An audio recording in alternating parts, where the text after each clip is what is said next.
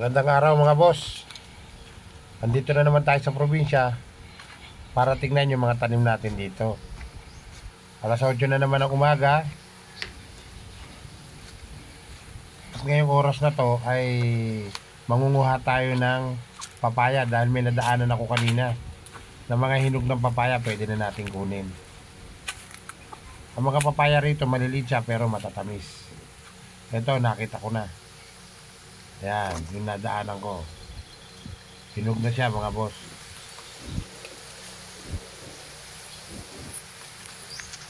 Pwede na natin kunin. Sungkitin na natin yan mga boss.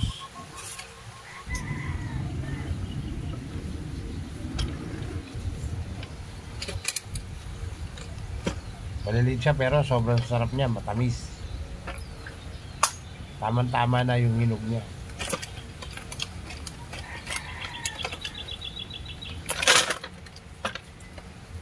Kaya natakuha na natin ito isa. Hindi siya kalakihan mga boss, pero pwede na. Kayang-kaya nga natin ubusin yung isa niyan mga boss eh.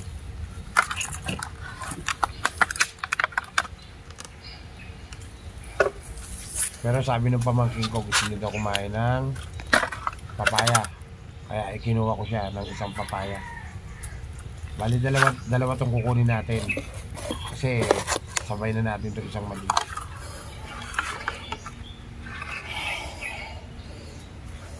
May maliit pa rito mga boss. Kunin na rin natin to dahil pwede na natin kunin eh. Oh, sinog na siya eh.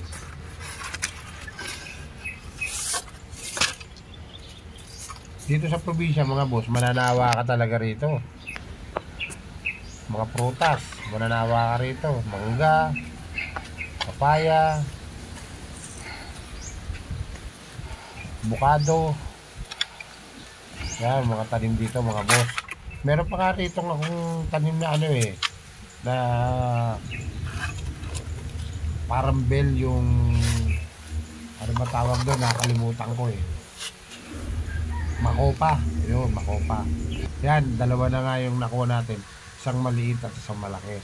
Pero ito hindi muna natin kukunin yan dahil medyo hilaw pa. Pero yung iba ganyan ang gustong papaya mga boss, yung medyo madilaw na, tapos lalagyan ng bagoong. At lakad-lakad pa tayo rito mga boss. Tingnan naman natin tong mga kabuti natin. Ito, at kunin na rin natin to mga boss. Masarap yung kabuti na yan, no? Sariling tanim. Yan, para makita nyo rin yung mga tanim kong mga kabuti rito mga boss. Ayan o, maganda na kabuti o. Ganyan po ang pagtatanim ng kabuti. Ayan, hindi ka na bibili dahil meron ka ng tanim. Hintay mo na lang tumubo, diba mga boss? Ayan, nakakuha na tayo ng kabuti.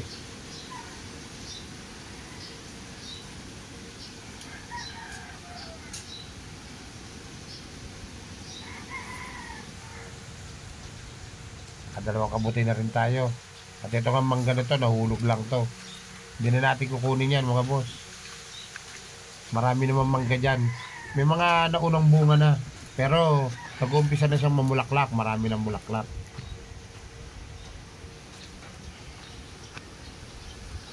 Dito naman tayo sa sitawan. Ito, napakaraming sitaw oh.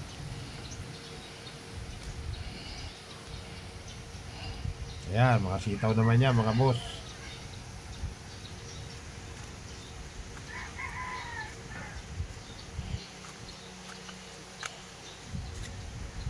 Yung isang diretso na yan, puro sitaw yan mga boss. Ayan, medyo malalaki na siya. Kung mag-aadobo tayo ng sitaw, napakasarap niyan. Sariwang sariwa. Dito sa probinsya, basta masipag ka lang, pagtanim-tanim ka, may aanihin ka. Pagdating na ilang buwan lang, aani ka na.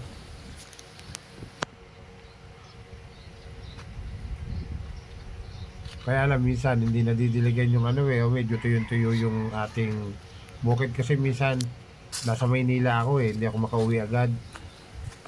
Minsan hindi madiligan nung ano ko, nung kasama ko rito. Napapabayaan yung ano, yung tanim natin. Pero still maganda pa naman eh. Kaya lang makikita mo medyo kulang talaga siya sa tubig eh, oh.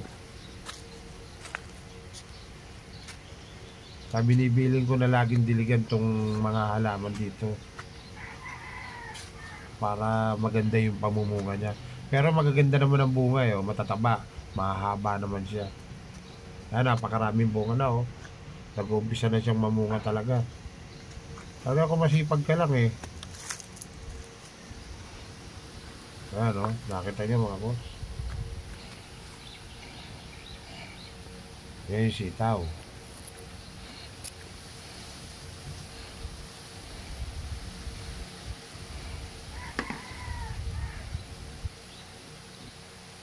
Kunin na natin yan mga boss.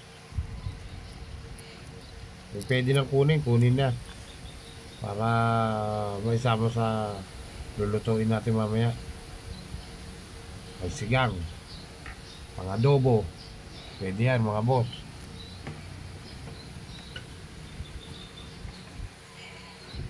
Bagong isda lang katapat niyan eh. Meron kang talong, meron kang ampalaya, meron kang sitaw, meron kang okra. Kaya yung okra hindi pa masyadong malalaki bunga. Nag-uumpisa pa lang magbuko yung okra natin mga boss.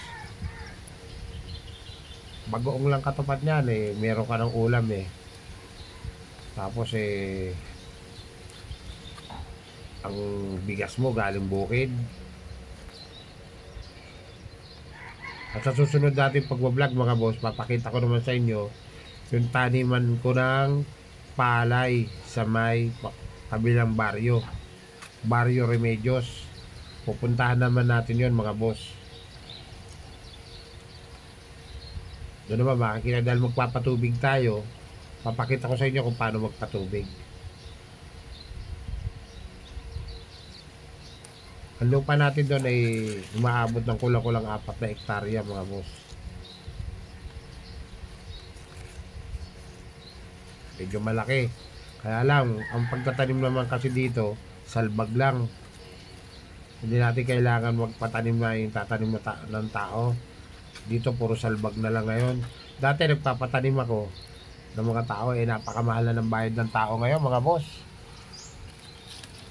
450, 500 na ang tanggapan ng isang tao ngayon. Kaya kung kukuha ka ng mga 20 manananim, doon pa lang ano ka na, bagsak na yung ano mo. Kaya ang ginagawa ngayon namin dito, nagsasalbag na lang kami para kahit isang tao lang pwede na. At pupuntahan naman natin yung mga boss sa susunod na mga araw. Ito yung mga sitaw na nakuha natin mga boss, oh. Medyo matataba na siya, oh. Pwede na. Yung pwede nang kukunin na natin mga boss. Kasi sayang naman kung iwanan pa natin, gugulang lang eh. Kaya matataba na siya eh. Kasi kung iwanan pa natin yan, bago mga ilang araw lang yan, wala na yan, matigas na yan.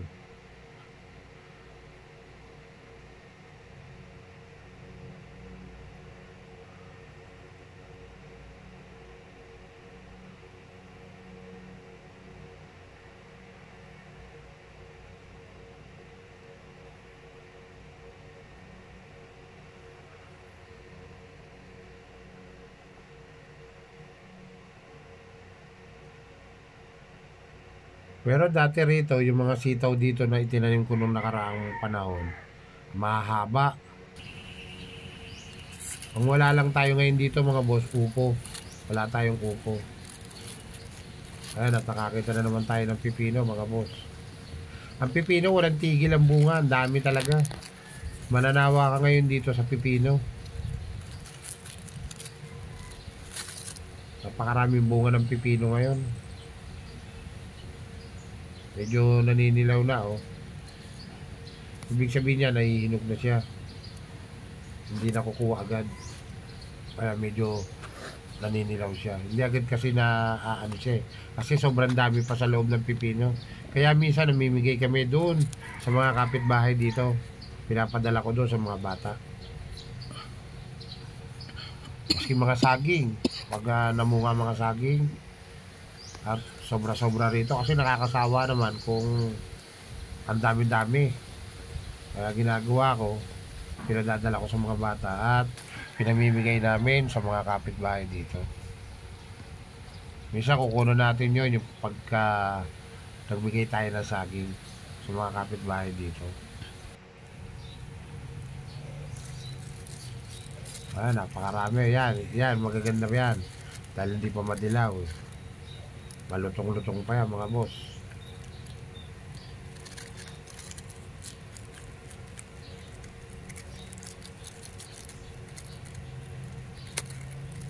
Ang patola natin, hindi pa namumunga mga boss yung patola. May patola rin tayo rito eh. Hindi pa namumunga. Umuumpisa pa lang magbunga. At meron din tayong pakwan at melon dito mga boss. Sibuyas, meron din tayo.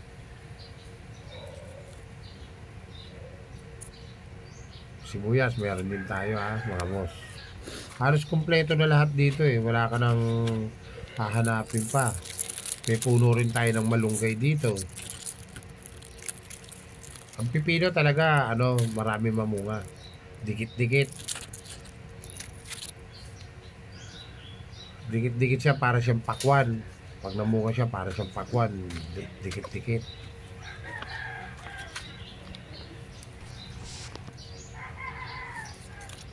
Yan yung mga medyo madilaw na ganyan, medyo medyo hinog na konti yan.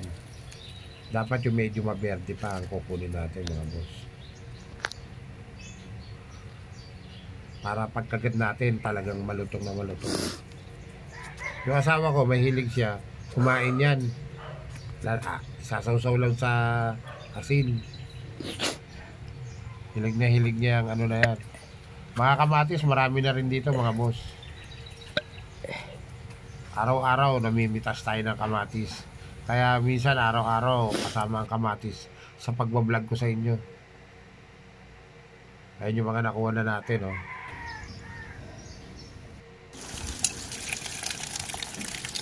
At ito, yung nakuha natin kanina na na papaya.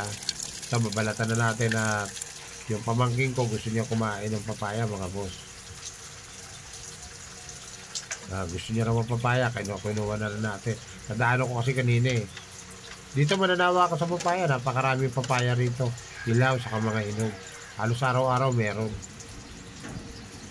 Kitang-kita mo, matamis na matamis talaga oh. Tamis.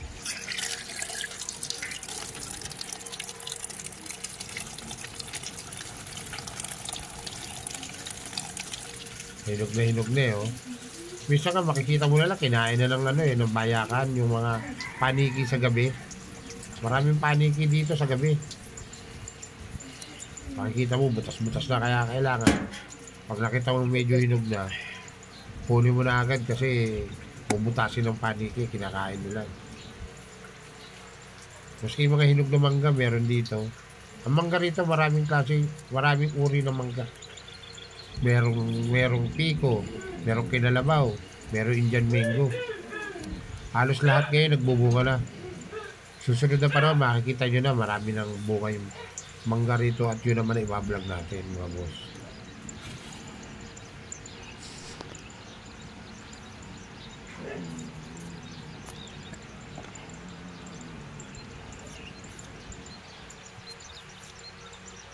Ayan oh. Nakabang na yung pamangking ko eh.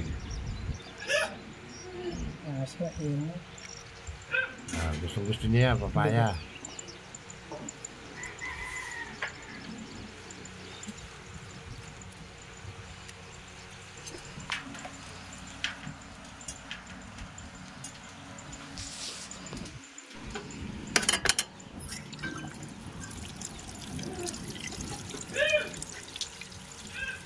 Sinugasan na ng aking kasama yung yung papaya. Ayan, natin yun na.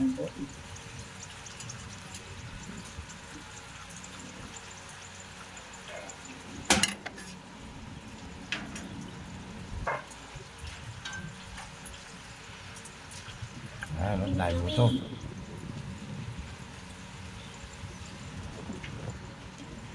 Sobrang tamis niya mga boss.